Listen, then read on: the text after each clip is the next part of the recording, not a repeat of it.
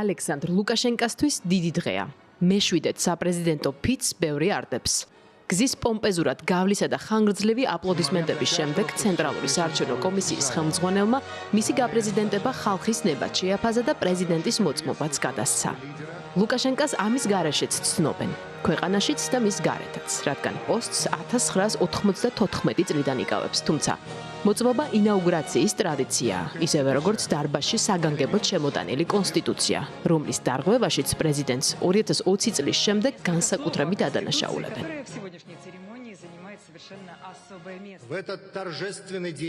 Ამ საზეიმო დღეს ბელარუსის ცენტრალური საარჩევნო კომისია აცხადებს, რომ ბელარუსი ხალხის ნებით ბელარუსის რესპუბლიკის პრეზიდენტი ალექსანდრ გრიგორევიჩ ლუკაშენკა აირჩიეს. ამ მომრჩევლებმა გააზრებულად მისცეს ხმა მას თავისუფალი და დემოკრატიული არჩევნების პირობებში.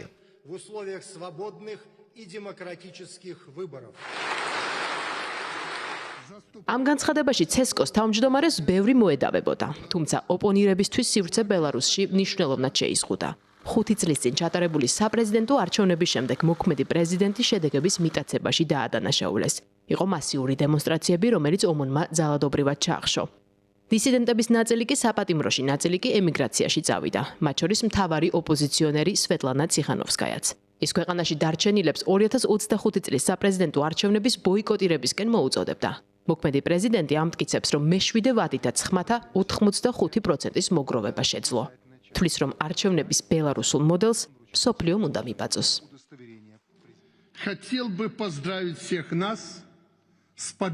მინდა ყველას მოგილოცოთ არჩევნებში გამარჯვება. ჩვენ მორიგი ისტორიული გზაჯვარედინი გავიარეთ, თავდაჯერებულად და ბრძნულად. ისე რომ არ გადავუხვიეთ გზას, რომელსაც 30 წელია ვადგავართ. ესაა ამ მშვიდობის გზა, ეროვნული ერთობისა და პატრიოტიზმის გზა, სამართლიანობისა და ყველასათვის განსაზღვრული შესაძლებლობების გზა. ამას ვეძახით სახელმწიფოს ხალხისთვის. ესაა ბელარუსის გზა. ჩვენ შევქმნით სუვერენული სახელმწიფო, რითიც უნდა ვიამაყოთ. ვინ იცოდა ბელარუსის შესახებ? არავინ. ვის ვაინტერესებდით? არავის. დღეს ჩვენი ქვეყნის სახელი მსოფლიოში ჟღერს და მოგვენიჭა მნიშვნელობა. ჩვენი დამოუკიდებლობა ყველას გულზე არ ეხატება, ისევე როგორც ჩვენი ღია და გულწრფელი პოზიციები საერთაშორისო არენაზე. ჩვენ ვაჩვენეთ ელექტორული სუვერენიტეტის საქმეში, ჩამოვაყალიბეთ არჩევნების ჩატარების სტანდარტი, რომელიც შეიძლება იქცეს საერთაშორისო ეტალონად. 2025 წლის არჩევნების ლეგიტიმურობა დასავლური დემოკრატიებისთვის სადავოდ რჩება, რის გამოც პრეზიდენტ ლუკაშენკას ბევრი მილოცვა არ მიუღია. არჩევნებში მას 4 ოპონენტი ჰყავდა, რომლებიც მის მიმართ ღია ლოიალობით გამოირჩეოდნენ. მათ დღეს მონაწილეობისთვის მადლობაც მიიღეს, თუმცა არა მხოლოდ მათ.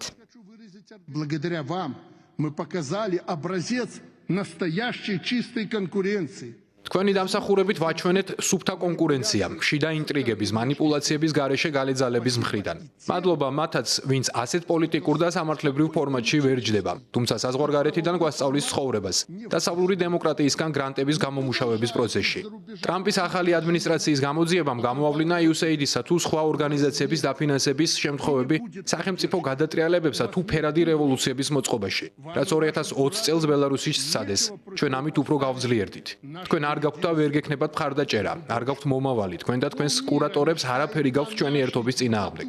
მეცაც გეტყვით, ნახევარი მსოფლიო ოცნებობს ჩვენნაირი დიქტატურაზე, რეალური საქმეებისა და ინტერესების დიქტატურაზე. სიტყვის თავისუფლებასთანაც ყველაფერი რიგზე გვაქვს.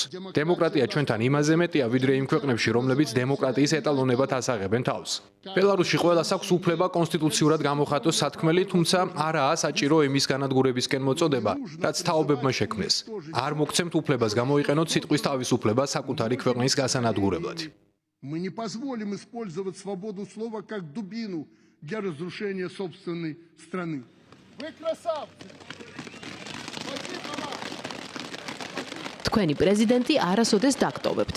ასე დაასრულა მეშვიდე საინაუგურაციო სიტყვა ალექსანდრ ლუკაშენკამ. მას შემდეგ რაც ბევრი ისაუბრა ფსევდოლიბერალიზმზე და ნატოს მცდელობაზე ჩართოს ბელარუსი ომში. არ დავიწყებია საუბარი არც ზმურ რუსეთსა და დიდ ჩინეთთან მეგობრობაზე. თქვა რომ მომავალ წლებში ის პრიორიტეტების შეცვლას არ გეგმავს.